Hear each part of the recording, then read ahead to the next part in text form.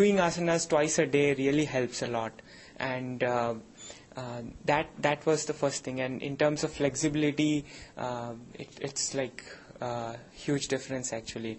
So naturally my body is quite flexible, but after doing this asanas regularly over a year, now I can do any asana actually. But that is not what is the achievement. The achievement is that that flexibility in the body gives lots of benefits in the mind also. So the mind becomes more clear by doing regular asanas, and that I think we would learn as we go further, that how it happens, and when you do it yourself, you will yourself observe. Another thing is fasting. So fasting in the beginning is really challenging for people who have never fasted.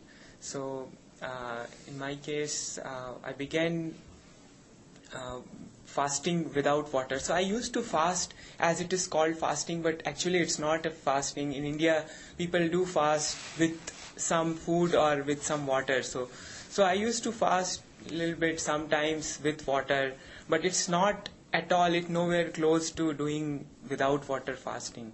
And I began it last year, and I used to do it on Ekadashi twice a month. In the beginning, I felt a little bit of weakness in the body,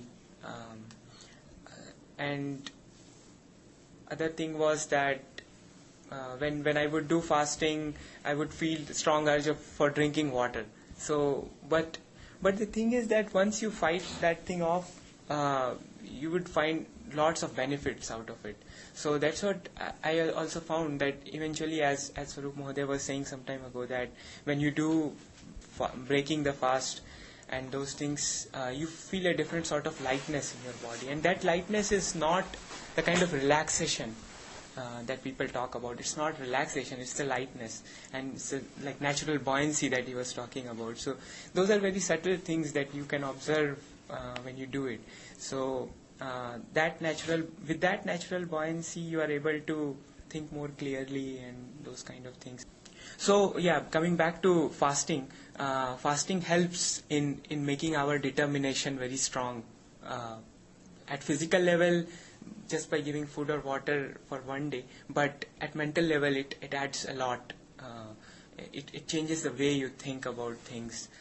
Fasting, one way to look at it is, like the way I understood it, I'm just saying that when you leave food for one day, and then you contemplate on that thing, you find out that the food that you eat is not for taste.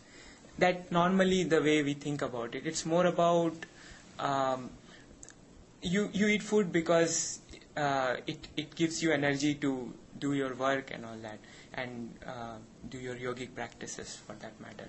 So that kind of relationship with food, when you change your relationship with your food from taste-based and sensual-based to something that is need-based and much more higher, then that is the change. That is the change that you basically find out after fasting. Fasting also adds flexibility to your body. So that is something that I observed, that after you do fasting for an extended period of time, your body becomes more flexible. Not only that, but as I was talking about determination and those things, you become more determined in whatever you do, your pursuits and all that. Then I continued with 4 times fasting a month actually, because you can do fasting 4 times a month. And it's not impossible, and it's very possible, and it's actually very pleasurable. So you do fasting on all lunar events, basically Purnima, Ekadashi and Amavasya. So 2 of Ekadashi and Purnima and Amavasya. So that thing actually completely changes your body. It changes your body. Like you will be able to see those changes. For example, like this is a very crude example, but the thing is that I lost about 15 kilograms from last year to now. So, and all that weight is useless. So that weight is not useful. So 15 kilograms is not less. I mean, it's a lot. Right. And that is a useful change, because the weakness that I was talking about in the beginning of fasting is just transitory. it's not something that you will have it like I feel the same strength now. And that transitory weakness is also psychological, because you leave food for one day and you feel like I'm weak. But if you do it with proper procedure, then eventually your body acclimatizes to it, and you feel quite strong and fresh and clear-minded, those things. Point of view, I don't eat salty food now. I eat sattvic food, but there is no salt in my food. Sometimes if there is some salt, it's not that I leave that food, but on a regular basis I just don't add any salt in my food. In the beginning there was some taste problem, like how can you eat saltless and salt food? But actually it's very true what Swarup Mahoday was saying, that when you stop bombarding your taste buds with unnecessary things like salt, then your taste buds actually recognize the true taste of things. So now when I eat dal or lentils, then I can actually, without salt, I can get the actual taste of dal, or fresh vegetables for that matter, like spinach. As he was saying, that 1 kilo of spinach you can easily eat. When you are hungry, you will actually relish the taste of that. So and other things like other type of food, if you eat without salt, it just puts the things in balance. Eating out, so everybody who is in the university would know that at times you are very, very busy and you have to eat out, or you have to or you don't eat, right? But sooner or later we find out that it's our body, and we are aging actually. I mean, we are young, but we are aging, and it's very true actually, because if we don't take care of our bodies, it's not going to take it too far. Sleep, I used to keep awake for a couple of days for work, because in some works, I mean, most of the people here would know that, and then keep working for that time and then just crash and sleep for one whole 24 hours and again get back to work. But that is not effective actually. I mean, we feel that is effective, we are able to get some work done, and at times it might be necessary. I'm not saying that it's not, but on a regular basis, if we keep doing that, then we are gradually deteriorating our body, and making it weaker day by day. So if we take a proper schedule and yogic based diet, we can still do our things quite efficiently and regularly, and meet all the deadlines for that matter. So so diet, asanas and fasting, these can actually regularize our daily schedules also. Like we can get proper sleep at right time, and you don't have to sleep a lot. So these everything, if we do it together, then we can live a life where we can feel a well-being kind of thing. It is something to experience. Like it cannot be conveyed in words like that. So.